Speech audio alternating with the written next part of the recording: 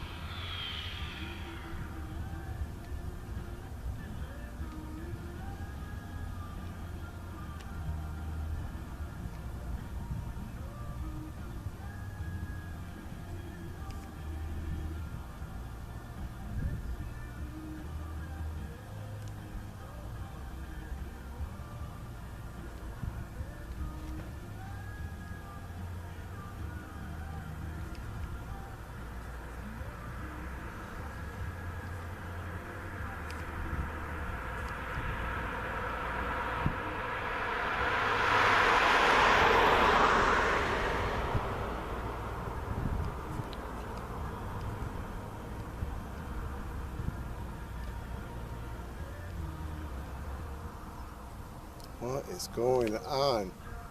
Oh, come on. Seriously? The steering was going a little wonky. Ah. Alright. Yeah, I think there's something going on with the servo.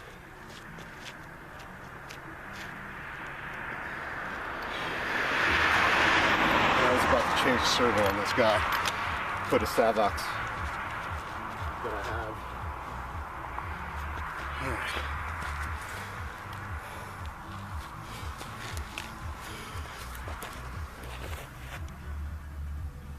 See what we got.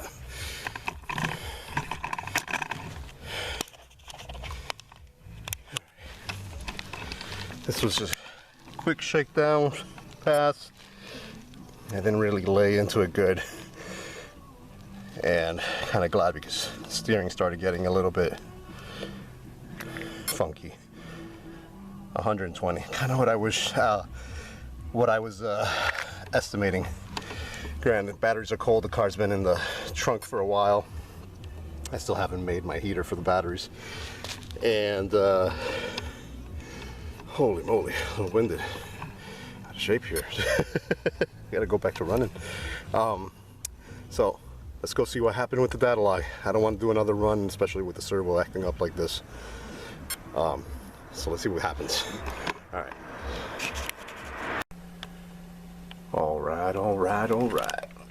Back at the house, pulled up the log, and doesn't look bad. It's a decent run.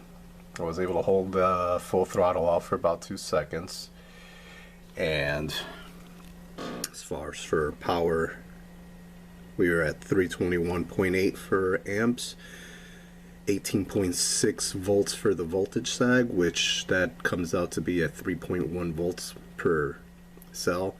And these batteries were cold because they were in my trunk. The car was in my trunk for about 2 hours before I did my run, and it was like 35, 37 degrees outside. So it was pretty dang cold. Set full throttle out.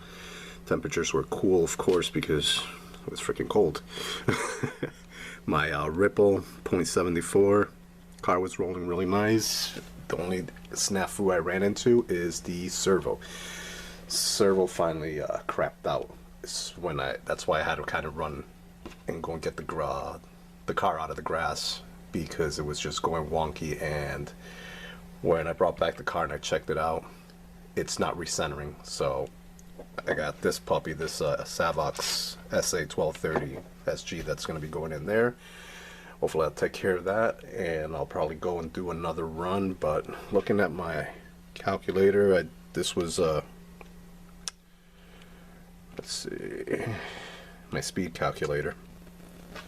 When I ran the numbers, it said about 120 miles per hour at 75% efficiency, and that's exactly what we pulled, 120 miles an hour. So that's a good sign. Things that I had to do to that car, holy moly. I stripped it completely down. All bearings, all the inner bearings on the hubs, those thin big bearings, all of them were grinding. The bearing on the front for the diff, the small one that's right behind the cup, was let me get some more light in here. Let's see if we can get focused now. Sorry about that, guys. Alright, so that bearing in the front was shot. Like I said, the bearings on the inside on all four were all shot. The front diff gear, the 42 tooth gear, it had 5 freaking tooths that were just grinded down. So that explains probably why I was pulling so much damn power on the last run that I did.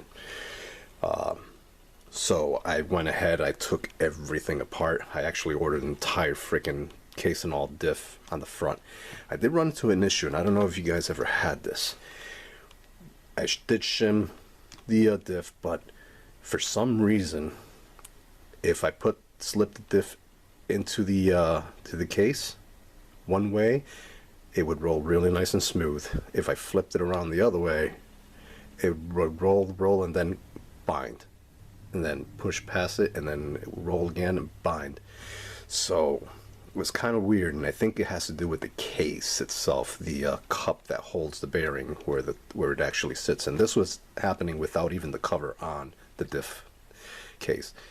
So that was kind of funny. I was able to fix it by taking some aluminum foil tape and kind of creating a little shim where the bearing sits.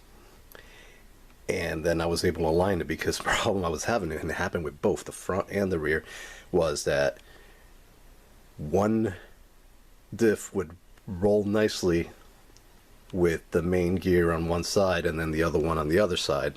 And of course you can't have that. They both have to be in the same side. So I just wound up using that little trick, and it worked like a charm. Then everything now was rolling nice and super smooth. This shimmed nicely. So this whole body was now rolling smoother than I've ever seen it. And I did put a Techno drive cup on the front.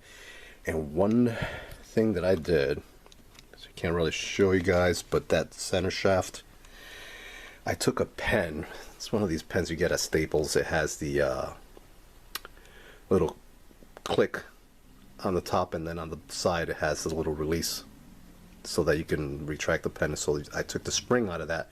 I cut about 1/4 inch from both ends of the spring, and I put it inside the cup. So now my dog bone can easily glide in and out, but without slamming sloppy, but not too much tension. Because what I was seeing with the fuel line tube was that it was creating way too much tension. Now this bone can slide back and forth, and the spring just kind of holds it in place so that it's not rattling in there. So that was another thing that I did. But other than that, after tearing everything down, cleaning every freaking bearing, lubing it up, getting all new ceramic bearings for the inside, for the hubs, she was rolling super smooth. The diffs were super smooth. I'm gonna go up there again, and what I might try is just maybe gear up just a tiny little bit. Probably go to like a 31 tooth maybe. And now I do have a heater for my batteries, so I'll be able to warm up the batteries. I think I'm gonna warm up the batteries and do one more run with the same setup just to see if my internal resistance drops and the voltage sag drops. But that is where we are at, guys. So hopefully we get some more nice days and I'll be able to get another run in, and if everything is still running nice and smooth, we're going to gear up and see if we can hit the numbers that we want. And after that, after I hit 130, then I might just actually go to driving parallels 3S. I did clean up my cabling here. I had that giant harness before now, so I got rid of the QSA connector and just kept the bullets. This is just a dummy connector so that I don't short the two leads together, because we do have caps inside the ESC and you don't want to damage those by crossing the leads. But now I can just go ahead and connect one lead into one battery, another lead, and then I have a jumper, a small little jumper. So I just reduced all that major harness that I had before. So it's a little bit cleaner. I am going to cut down these lengths a little bit more. I just have to get another connector so I can resolder these bullets so that I can bring it down a little bit lower and get rid of more wire. But that's where we're at, guys. So stay tuned, and hopefully little by little we'll get back up there, and I might just also get some SRDs from SMC, the 8,000 milliamp hour batteries, 250C rating batteries, just so that I can get that extra milliamp, because I don't want my voltage sag to drop below 3.13 volts. So we'll see, one step at a time. All right, guys, check you out. Peace.